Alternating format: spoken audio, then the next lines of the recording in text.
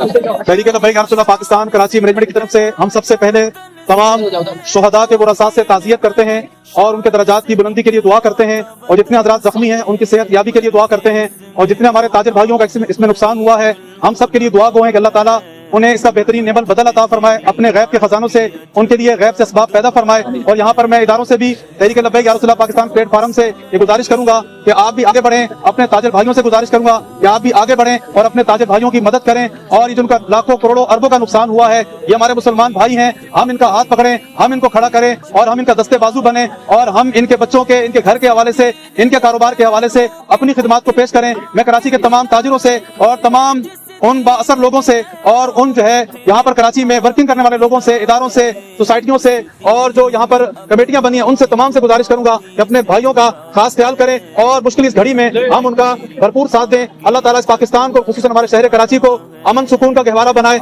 ऐसे हादसात से, ऐसी नागहानी मुसीबतों से अल्लाह ताला हम सबको और हमारे खुसूसन जितने काम करने वाले इदारे हैं, काम करने वाली जगह हैं जहाँ पर हमारे लोग इसके हलाल के लिए कोशा हैं, अल्लाह पाक उसकी हिफाजत फरमाए। ताजदार खत्म नबूवत पाकिस्तान का मतलब क्या, दस्तूर रियासत क्या होगा,